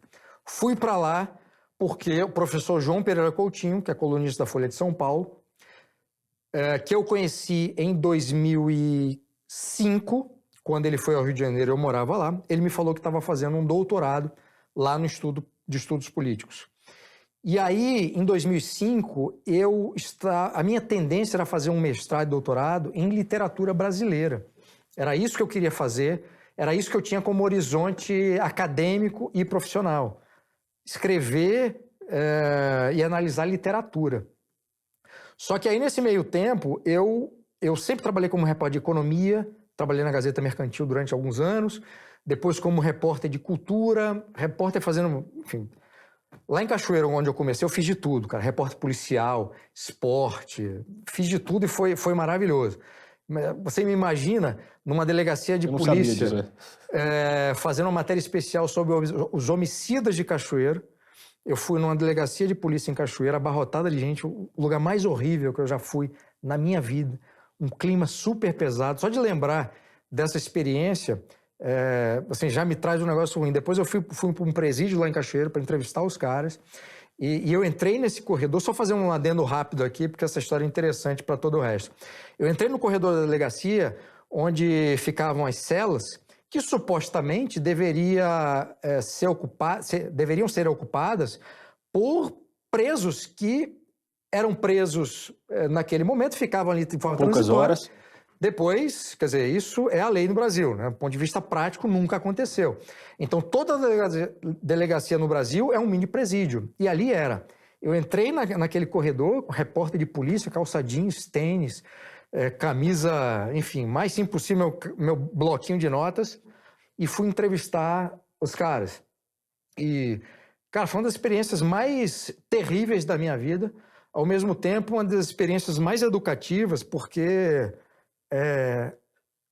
eu entendi ali, de forma crua e na minha frente, o que as escolhas te levam ou o que, eventualmente, a vida te leva. Então, você tem presos que você vai analisar de diferentes formas, não é essa a conversa aqui. Mas ver aquelas pessoas daquele jeito, você percebe o seguinte, enquanto o sistema prisional no Brasil for desse jeito, mas não haverá a menor possibilidade de dar certo o sistema prisional. De ressocialização, né? Eu não estou nem chegando nessa parte de ressocialização, não é nem essa discussão. Mas uma sociedade civilizada, se ela trata preso dessa forma, é sinal de que muita coisa está errada. E muitos deles ali estavam ali, alguns deles estavam ali há 2, 3 anos, sem ter tido um julgamento. Então você imagina você colocar no mesmo ambiente pessoas com crimes muito graves ou até infrações, junto com pessoas que não podem ser soltas, porque são homicidas, e foram os caras que eu entrevistei. Bom, saindo de Cachoeiro e indo para Lisboa. Então eu conheci o João Pereira Coutinho para o Rio. Em 2005 ele estava fazendo o doutorado. Em 2006 ele voltou ao Rio, estava fazendo um doutorado. A minha chave já tinha virado, porque eu já tinha tido uma experiência no Rio como repórter e editor de política, no finado Jornal do Brasil. E essa breve experiência que eu tive, que me fez olhar a política com outros olhos. Quando o João Pereira Coutinho voltou lá, o meu interesse pelo doutorado que ele estava fazendo já era um interesse de fato. Em 2007, eu estava muito infeliz no Rio de Janeiro, eu estava infeliz na profissão, eu estava infeliz com a minha vida de forma geral, e aconteceu um episódio cujos detalhes, obviamente, não cabem aqui nessa conversa, ainda mais depois de eu ter contado essa história dos presos. Um grande amigo meu faleceu no meu apartamento no Rio de Janeiro. E ele foi passar lá um fim de semana, ele faleceu no meu apartamento de ataque cardíaco, e naquele momento, logo depois, enfim, daquela loucura do falecimento,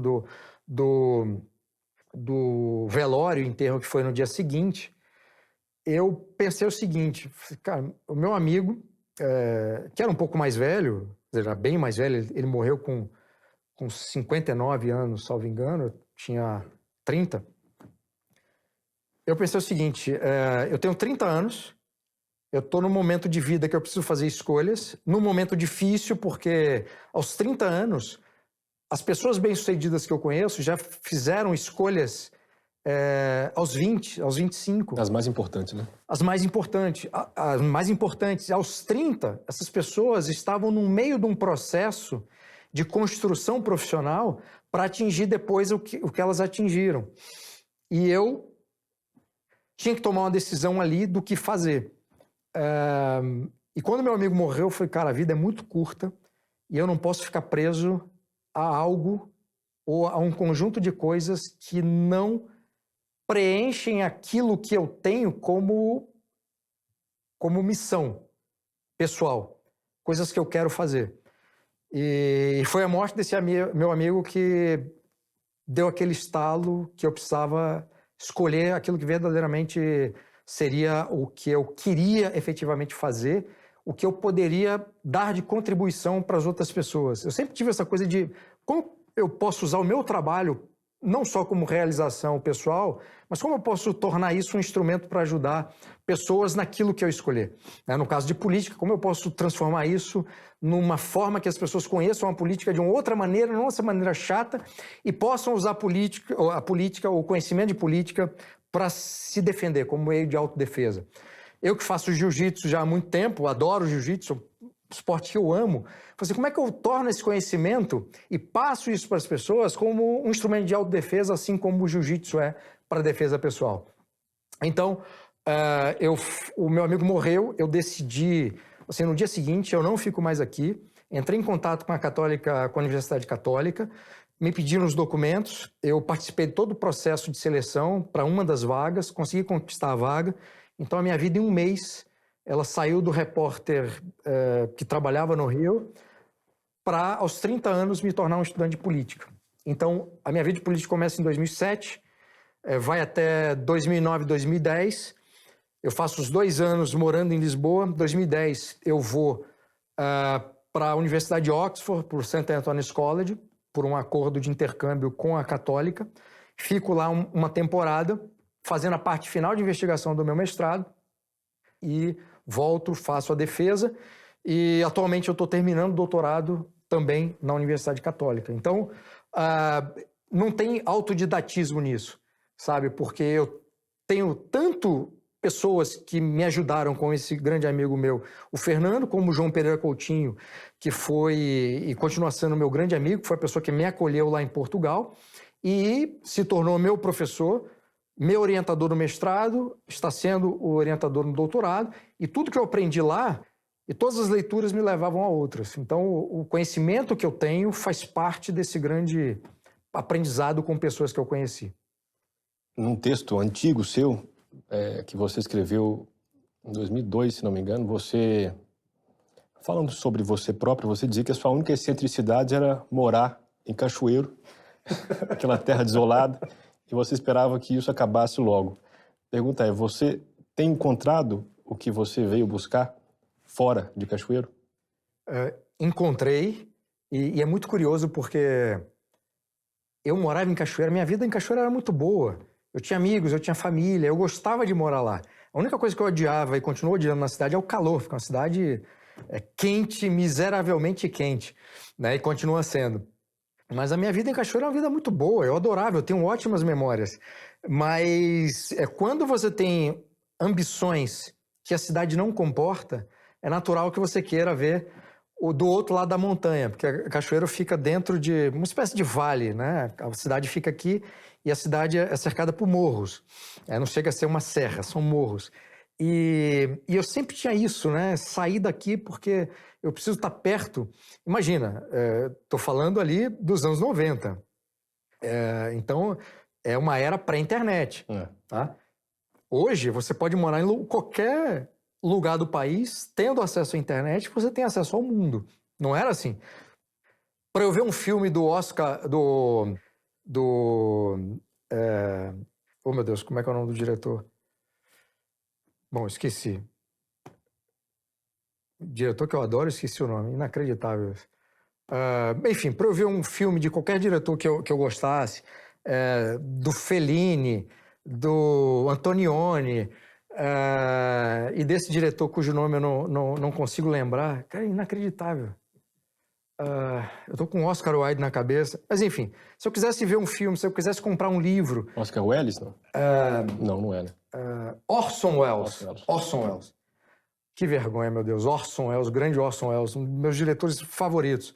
Se eu quisesse ver um filme dele, eu tinha que ir para o Rio de Janeiro, porque nem em Vitória tinha cinema na época que passasse filmes como esse.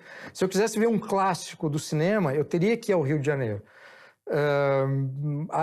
O vínculo de Cachoeiro com o Rio de Janeiro sempre foi um vínculo muito próximo, culturalmente falando. 6 horas de viagem, então, portanto, é uma cidade próxima. Mas era tudo muito difícil, né? Sem internet, eu não tinha streaming, né? Não tinha depois a loja virtual que foi criada, Submarino, para eu comprar. Tanto é que logo que a Submarino foi criada, a primeira coisa que eu comprei foi um box em VHS dos filmes do Orson Welles. Enfim, voltando aqui ao ponto, Cachoeiro é uma cidade que me limitava muito para aquilo que eu queria. Todo aquele universo que o Fernando Gomes me apresentava na casa dele, aquele universo cultural, de filmes, de pessoas, de escritores, Cachoeiro não tinha, né? Graças a Deus eu tinha o Fernando. Então, era uma terra devastada porque Cachoeiro também tem uma história muito bonita do ponto de vista intelectual e político. Você tem grandes nomes, você tem até uma expressão que foi criada, que era um gracejo, né? Atenas Capixaba, em razão daquelas figuras todas. O termo, na verdade, se chamava Atenas Campestre, porque tinha um distrito de Cachoeiro onde se reunia um grupo de intelectuais, alguns do Rio de Janeiro, que foram morar ali naquela região.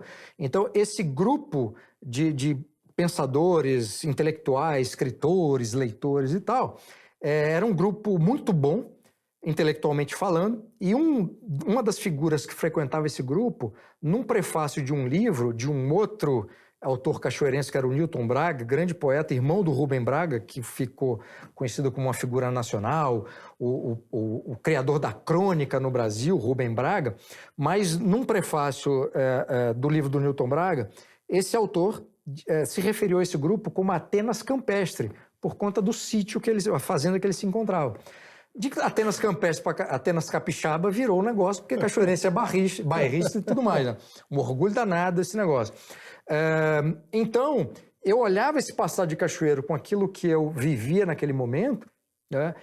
De pouquíssimas pessoas interessadas em cultura e literatura, né? E eu muito jovem, aquela coisa impetuosa do jovem querendo resolver tudo do dia para a noite. Eu queria ver o que estava fora, eu queria... mas aí eu saí de Cachoeiro, fui para o Rio, e depois fui para Lisboa, e depois fui para a Inglaterra, depois voltei para o Brasil.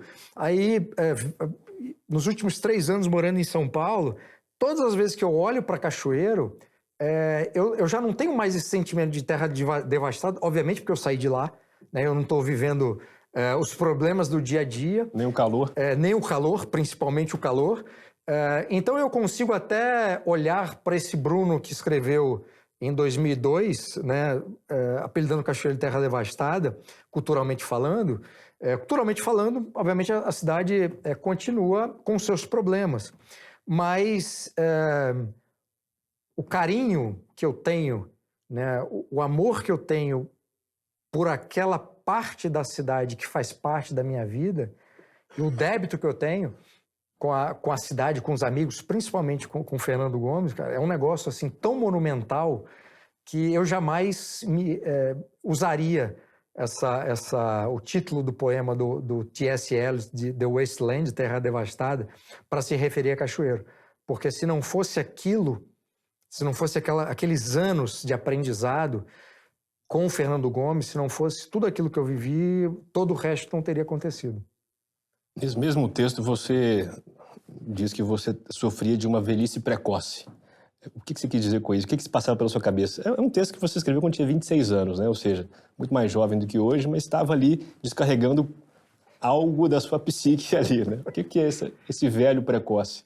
Eu sempre me senti muito velho. Em que sentido? Eu, desde criança, convivia com muita gente mais velha do que eu.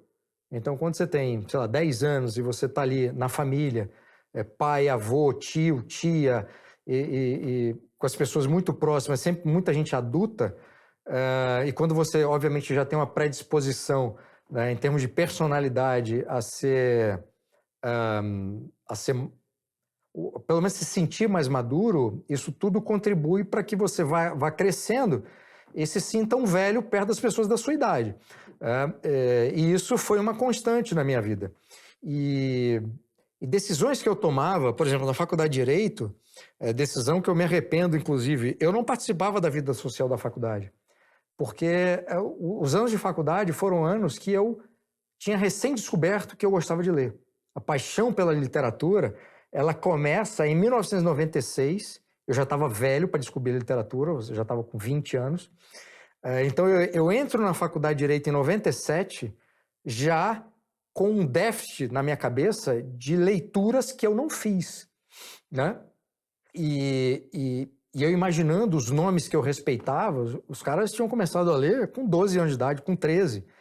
Então, eles, na minha idade, com 20, 21, já tinham lido coisas que eu ia começar a ler, né? Desde os clássicos, Madame Bovary, Montanha Mágica, Crime e Castigo, todos esses tesouros da nossa literatura, eu estava começando a ler naquele momento. Então, e eu trabalhava durante o dia e fazia faculdade de Direito à noite. E eu pagava a minha faculdade.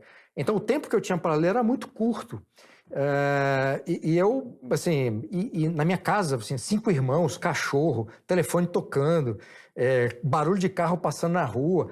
Eu tive que também encontrar formas para eu poder me isolar de tudo que estava acontecendo à minha volta e eu conseguir ler e estudar. E eu tinha pouco tempo para fazer isso. Quando, na sexta-feira, por exemplo, o pessoal basicamente não via as aulas, via a primeira aula, a segunda, depois todo mundo ia para um bar que tinha na porta da faculdade, que tinha o melhor nome de bar, de porta de faculdade de Direito que eu já vi na vida. Chamava-se Habeas Corpus. Era um achado do dono do bar, né? E o pessoal de sexta-feira, assim, 70% da turma não aparecia na sala de aula. Eu ficava na sala de aula, não é porque eu não queria ir para o bar, era porque na sexta-feira, eram umas aulas mais tranquilas, dependendo do ano, era o tempo que eu podia ficar ali, anotava os pontos que o professor tinha dado na aula e eu conseguia ler. Então eu estava ali parado num lugar, eu conseguia ler. A quantidade de livro que eu li durante as aulas da Faculdade de Direito foi um negócio extraordinário. Também é preciso explicar que eu não tinha, no meu horizonte profissional, fazer nada na área jurídica. Eu queria ser jornalista. Ah, já não tinha essa ideia? Não, nunca tive. Eu fiz Faculdade de Direito porque eu não podia sair de Cachoeiro, minha família não tinha condições de me bancar em outro lugar. E em 96, as opções que tinham lá em Cachoeira eram Direito, Contabilidade, Administração de Empresas e Letras, que era Inglês e Português. O que tinha mais próximo de jornalismo, os grandes jornalistas brasileiros tinham feito, alguns deles, quando se formaram, tinham feito Direito. E eu falei, não, vou fazer esse curso também, é aquela coisa também utilitarista. Se as coisas derem errado no jornalismo, eu tenho aqui o curso de Direito, vou fazer algum concurso para alguma coisa. Mas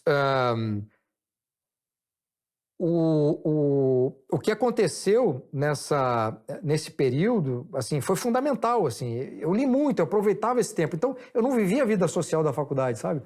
Porque nos fins de semana, ou eu queria descansar, ou eu precisava estudar, eu precisava ler. Então, eu usei tudo que eu podia, né? Hoje, claro que eu me arrependo olhando para trás, né? Porque eu podia muito bem aproveitado, pelo menos um pouco, podia ter dividido, equilibrado o tempo. Podia ter aproveitado os colegas, podia ter aproveitado mais aqueles colegas que se tornaram, eram amigos da época e continuaram sendo amigos. Eu podia ter feito outras amizades que eu acabei não fazendo. Então, mas são escolhas, né? E as escolhas você não pode lamentar muito. Você tem que fazer delas um meio de motivação. Bom, estamos caminhando para o final da entrevista. A questão é, você já disse que, na sua opinião, a década de 80 no Brasil foi uma tragédia e, aparentemente, você acha que hoje, em muitos sentidos, é melhor. Mas eu vou arriscar essa pergunta. Para um jovem de 20 anos, hoje, o Brasil é um país melhor do que era quando eu tinha 20 anos, na década de 90? Sem dúvida alguma. Melhor? Não tenho dúvida, não tenho dúvida. Em que aspectos você... Em todos os aspectos. Um jovem de hoje, ele, se quiser... Um jovem em Cachoeiro de Itapemirim, onde até hoje, salvo engano, não tem uma livraria, ele entra na Amazon e recebe com 2, 3 dias qualquer livro que ele quiser. Se ele quiser assistir uma aula com um professor da Universidade de Harvard, está no YouTube. Se eu quisesse fazer isso aos 20 anos, eu teria que ir para Harvard. A quantidade de conteúdo, de coisa boa, de material bom, feito por brasileiros e por estrangeiros, disponível na internet, é um negócio extraordinário, extraordinário. E no Brasil as coisas não chegavam. Eu lembro que em Cachoeiro, no centro da cidade, tinha uma lojinha, acho que era a Casa Nanquim, de um chinês lá e tal. Era um lugar da cidade que vendia relógio Cássio de digital. E não era barato, entende? E umas coisas de mágica que a criança adora e tudo mais. As coisas não chegavam no Brasil. E não chegavam, inclusive, para quem tinha dinheiro. Quem tinha dinheiro no Brasil, quisesse tomar uísque, tinha que ter um contrabandista pessoal, personal, sei lá, não sei nem como dizer isso, mas um personal contrabandista para trazer o uísque. Você imagina? Um sujeito com dinheiro no Brasil nos anos 80, que tinha dinheiro para bancar, ele tinha que ter um contrabandista confiável, porque vinha muita coisa falsificada do Paraguai. Deve vir ainda. Mas não é você chegar hoje e ir ao mercado e comprar um uísque, qualquer um desses mais simples, e pagar, sei lá, 70, 80 reais. Né? Um jovem de 20 anos pode tomar uísque, se quiser. Um jovem de 20 anos dos anos 80 não tomaria uísque. Primeiro porque não encontraria, se encontrasse no mercado, era muito caro, e se pagasse do contrabandista pessoal lá, de álcool, era também caro, entende? E profissionalmente, de estudo, já falei, né? Você tem acesso a muita coisa. Profissionalmente, o que se abriu com a internet, quer dizer, um jovem hoje que começa por brincadeira a jogar, ele pode fazer uma carreira e ficar milionário jogando nesses jogos da internet. Isso nos anos 80 é impossível. Eu com 20 anos, 18 anos, era aquela coisa da família, direito, engenharia ou medicina. Era essa santíssima trindade na cabeça de qualquer pai, né? Quando fosse o filho escolhesse outra coisa, já era um desespero e tudo mais. Então, hoje, assim, o acesso que se tem, a moeda vale mais, embora essa inflação de hoje esteja, enfim, destruindo, como sempre destrói, o nosso poder de compra, nem se compara ao que havia nos anos 80. Eu não estou justificando a inflação de hoje, pelo amor de Deus, que está uma porcaria. Essa coisa precisa ser domada, né? Mas era outro mundo, outro mundo. Estou falando das coisas negativas. Claro que existiam coisas positivas. As cidades do interior eram muito mais seguras. Hoje não tem nenhuma cidade do interior que seja segura. Mas para os jovens, para a vida do jovem, a quantidade de possibilidades que se tem são enormes. Você pode ter acesso ao ídolo seu, que está no Instagram, que está no Twitter, que está no YouTube, coisa que era impossível. Se eu tivesse um ídolo, seja na música, na literatura, o que é que seja, eu tinha que viajar. No dia que ele fosse lançar um livro, e viajar não era barato, mesmo de ônibus. Então, não te parece que esse acesso mais facilitado a diversos bens hoje está convivendo com uma juventude um pouco sem esperança, sem sentido? Bom, aí você tem os problemas que se apresentam, né? Se por um lado você tem um acesso fabuloso a muita coisa e os jovens, né, com cabeça, né, para usar uma expressão antiga, já que eu sou velho, os jovens com cabeça conseguem aproveitar isso de fato. Por outro lado, você tem pais que não educam seus filhos. E aí, como não educam em casa, dizendo que isso é certo, que isso é errado, que a criança não pode, ou o adolescente, ou o jovem, não pode fazer isso ou pode fazer isso, quer dizer, a educação que todo pai deve exercer sobre os seus filhos, se isso não existe, o que acontece é o jovem criado solto, sendo influenciado pelo ambiente que frequenta e não tendo interesse em nada a não ser os prazeres instantâneos. Então, no caso do jogo, por exemplo, que eu apresentei aqui uma dimensão positiva, quer dizer, o problema que se dá do ponto de vista psicológico de jovens que já têm algum tipo de problema e que se isolam dentro do seu quarto e passam o dia inteiro jogando e não têm vida social, é absurdo. Então, você vê, assim, regularmente, psicólogos, psiquiatras falando do problema, da dimensão do problema de crianças e jovens por conta de computador, de jogo. Quer dizer, aí a culpa do jogo é dos pais. Porque se você tem um jovem em casa que passa o dia inteiro no computador e os pais permitem, quer dizer, é muito fácil a gente jogar a culpa no jovem, que não tem sequer uma capacidade de discernir o buraco que ele está se enfiando. Então, assim, a responsabilidade dos pais hoje, ou a irresponsabilidade dos pais, a negação de educar os próprios filhos, se negar e terceirizar essa educação para babá, se tem dinheiro para ter babá, para a escola, isso é mais grave, porque pessoas de diferentes classes sociais terceirizaram a educação dos seus filhos, não o ensino, aí fazendo uma distinção aqui importante, né? A escola tem que ensinar, a escola não é para educar, educação é em casa. Se a escola contribui no todo da educação, ótimo, como a rua vai contribuir, os amigos, família, etc. Mas a educação, entendendo a educação como um grande círculo dentro do qual cabe várias coisas, essa educação tem que ser dada pelos pais. Se os pais se negam e terceirizam para a escola, quanto pior a escola, quanto pior o professor, pior essa educação. Se transfere para babá, se transfere para... Enfim, vai assumir o ônus. Se transfere para o computador e para o jogo, assim, acho que todo mundo já ouviu ou já passou por essa experiência de um pai, ou pais, pai e mãe, reclamarem que o filho não lê. Aí você vai na casa dessa pessoa, não tem um livro. Tem um livro. Essa pessoa não lê. Os pais não entendem que a criança imita os hábitos e aquilo que os pais fazem.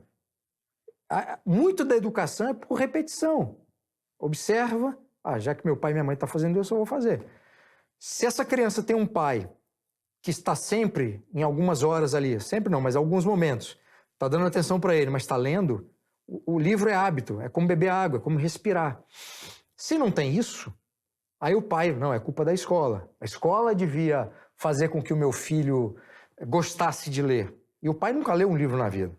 Então você tem essas distorções, aí o pai, além de não assumir a responsabilidade de educar o filho, ainda vai na escola reclamar quando o filho é chamado a atenção, quando tem algum problema, quando o filho está com nota baixa. O pai nunca abriu um livro do filho, não acompanhou absolutamente nada. Aí depois o pai descobre a política, nunca acompanhou nada do filho, aí o filho começa a chegar com as ideias lá de socialismo, não sei o quê, aí o pai começa a se escandalizar com aquilo. Mas como? Criei tão bem, dei tudo pro filho e tal. E nunca acompanhou, nunca viu a apostila de história, nunca forneceu instrumentos para que essa criança, depois adolescente, pudesse olhar um professor que estivesse não ensinando, mas fazendo militância, que esse professor estava fazendo militância e não ensinando. Só que para esse jovem que não foi educado em casa pelos pais, porque os pais se recusaram a fazê-lo e, portanto, transferiram para a escola e para o professor a educação que ele está tendo na escola. Então ele está aprendendo e sendo educado por esse professor. Aí vai depois reclamar? Vai para a rede social contra a doutrinação nas escolas? Faça-me favor, né? É inacreditável. Inacreditável.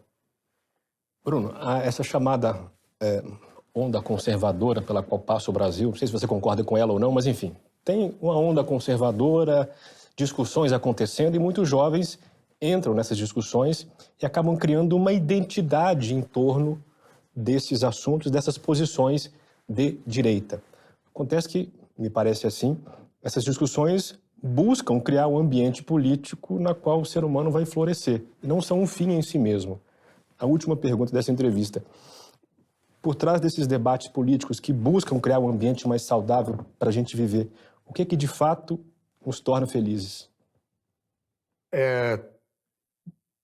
Algumas coisas que estão fora desse debate, porque nada disso aí que você descreveu torna ninguém feliz. Pelo contrário, torna as pessoas mais miseráveis, mais intolerantes, mais violentas, mais burras, porque se recusam a aprender. Todo mundo acha que basta seguir alguém que admira dessa direita e ler sistematicamente os posts para achar que entende de política e pode ensinar outras pessoas e podem reproduzir aquilo e manter aquele discurso.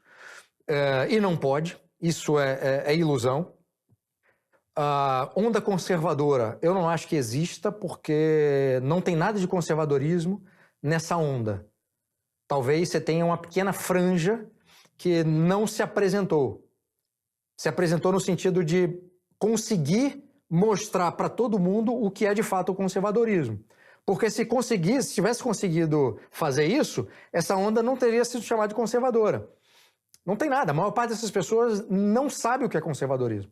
A maior parte dessas pessoas descobriu a política na eleição de 2018 e foram levadas a acreditar que aquele movimento que elegeu o presidente Jair Bolsonaro e o próprio Bolsonaro e os seus apoiadores, dos mais ou menos radicais, são conservadores, e não são.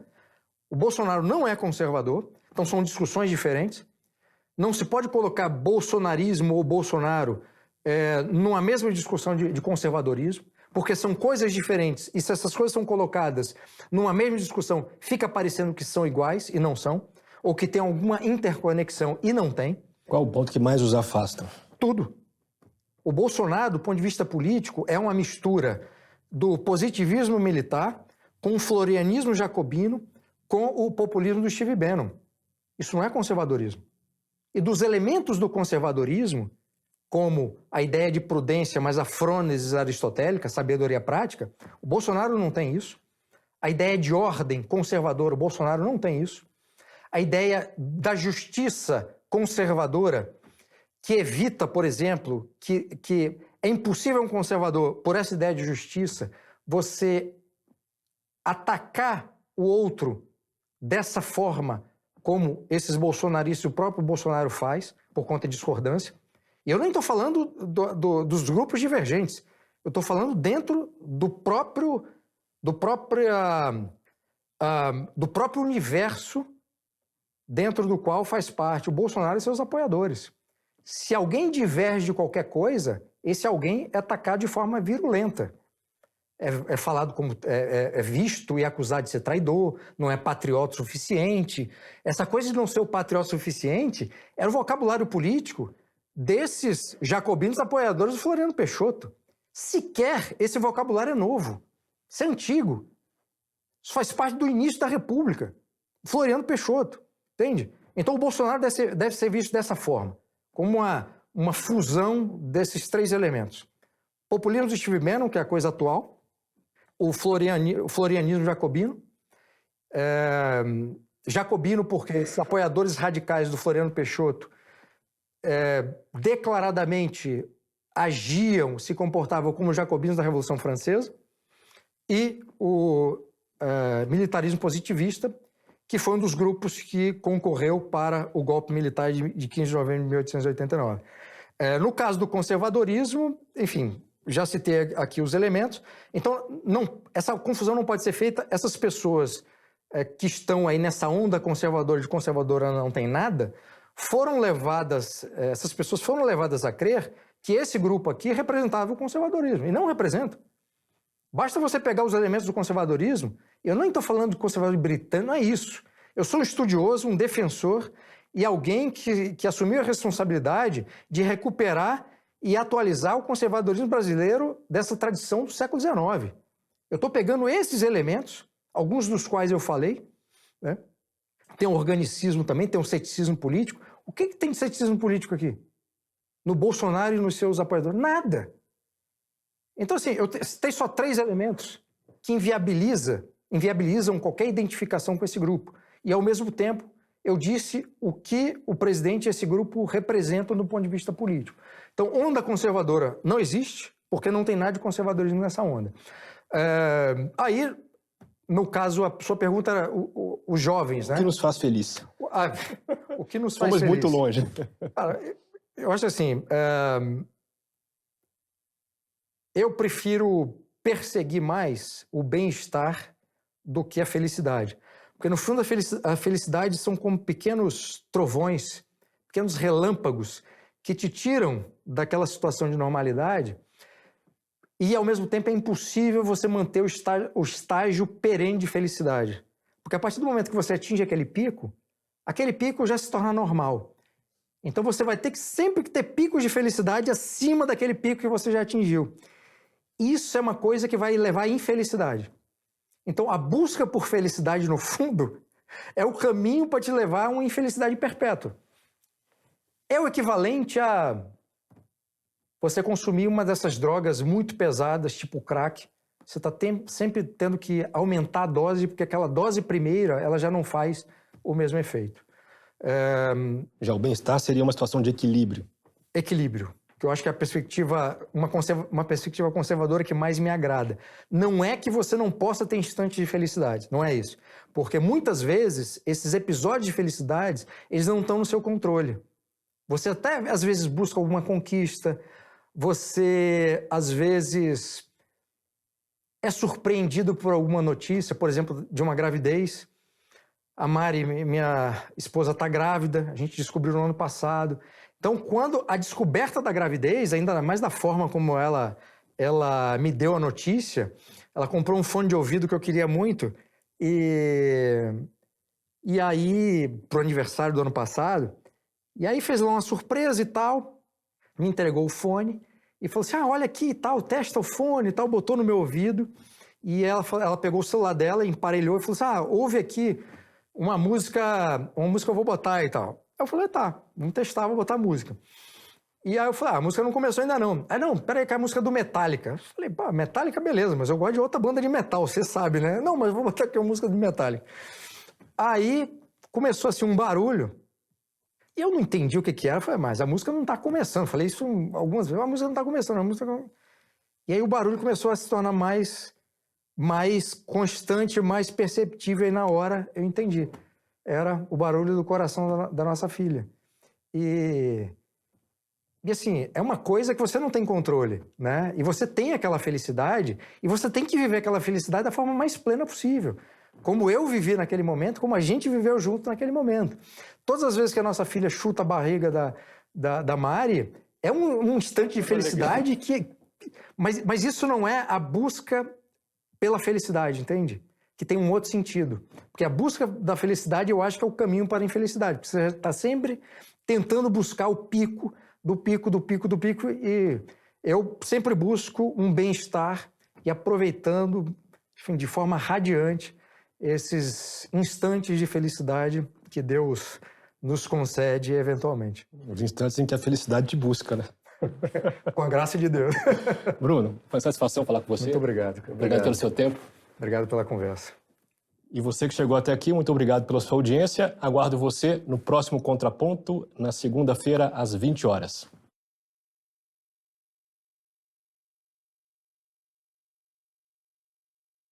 Estamos nas últimas horas para você garantir 15 dias de acesso total na Brasil Paralelo, assinando o nosso streaming de filmes.